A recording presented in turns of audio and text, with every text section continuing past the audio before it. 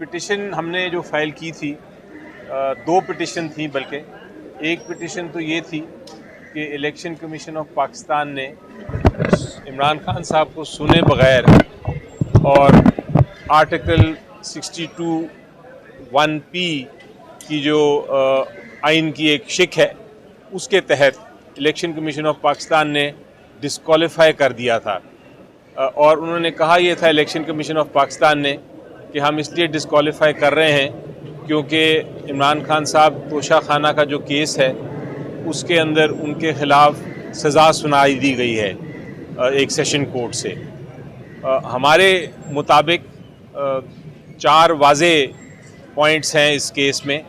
पहली बात तो ये है कि इलेक्शन कमीशन ऑफ पाकिस्तान के पास इलेक्शन एक्ट में कोई इख्तियार नहीं है कि वो इस किस्म की फ़ैसला सुनाएं, इस किस्म की डिस्क्वालिफिकेशन करें। ये इख्तियार सिर्फ़ या तो अदालत को है या इलेक्शन ट्रिब्यूनल को है।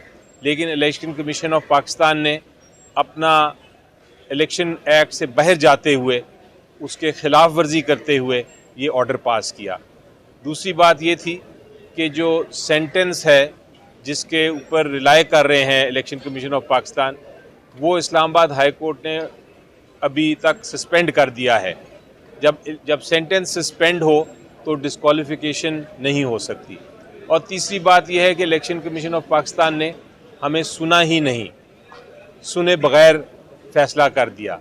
और चौथी और सबसे अहम बात यह है कि इमरान खान साहब को जब डिस्क्वालीफाई किया गया, वो किसी नेशनल असम्बली के मेंबर नहीं थे, इसलिए उनकी डिस्क्वालिफिकेशन वैसे भी नहीं हो सकती थी। हमारी नज़र में इलेक्शन कमीशन ऑफ पाकिस्तान का ये ऑर्डर बिल्कुल बेबुनियाद है और एक तरह से मेलाफाइडे है, बदनीयती पे बेस्ड है। इसलिए हमने ये इस्तदा की थी अदालत से कि आप इस ऑर्डर को कलअदम करार दें। अदालत ने चूँकि इस इलेक्शन कमीशन का जो मेन ऑर्डर है उसकी अभी केसेस एक फुल बेंच के सामने समाअत हो रहे हैं, वो पेंडिंग हैं, तो ये केस भी फुल बेंच को भेज दिया है कि वही इसका फ़ैसला करेंगे। हमें यही शक था, हमें यही लगता था कि ये केस वहाँ जाना चाहिए क्योंकि वो लार्जर बेंच है, 5 मेंबर बेंच है और वो उसको सुनेगा। तो अब उम्मीद ये है कि ये केस जल्द इसकी समाअत होगी ताकि हम इस केस को का फ़ैसला जल्द ले सकें। दूसरी पिटिशन जो फ़ाइल की थी वो मैंने पहले भी कहा था कि एक इंट्रा पार्टी इलेक्शंस का ऑर्डर फरमाया था इलेक्शन कमीशन ऑफ पाकिस्तान ने। इंट्रा पार्टी इलेक्शंस का जो ऑर्डर था कि आप इंट्रा पार्टी इलेक्शन कराए पीटीआई, वो ऑर्डर गैर आइनी और गैर कानूनी था। इसलिए हमने फ़ैसला किया था कि हम उसको चैलेंज करेंगे। लेकिन उसके साथ साथ हमने ये भी फ़ैसला किया था कि हम उस फैसले को फ़िलहाल मानते हुए हम इंट्रा पार्टी इलेक्शंस भी करा देंगे।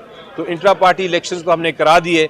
अब वो उसकी जो दूसरी कड़ी है कि वो जो गैर आइनी ऑर्डर था, हमारा हक है कि हम उसको। आज तो वजह ये थी कुछ चंद दिन से शायद जज साहब की तबीयत नासाज थी, तो वो चेंबर में ही सुन रहे हैं। ये कोई ख़ास इस केस के लिए चेंबर हेयरिंग नहीं हुई थी। ये चेंबर हेयरिंग पिछले कुछ दिनों से चल रही है, तो एक कोइंसिडेंस है कि ये आज भी इन चेंबर हुई, उसका इस केस से कोई ताल्लुक़ नहीं था। और वहाँ वकला सारे बैठे हुए थे जो गवर्नमेंट के थे, पहले से ही चेंबर की हियरिंग उसी तरह होती है, तो इसलिए मैं इसको कोई अहमियत नहीं देता था। अच्छा सर, ये जी, पिटिशन हमने जो फाइल की थी, दो पिटिशन थी, बल्कि एक पिटिशन तो ये थी कि इलेक्शन कमीशन ऑफ पाकिस्तान ने इमरान खान साहब को सुने बगैर और आर्टिकल 62(1)(p की जो आइन की एक शिक है, उसके तहत इलेक्शन कमीशन ऑफ पाकिस्तान ने डिस्क्वालीफाई कर दिया था।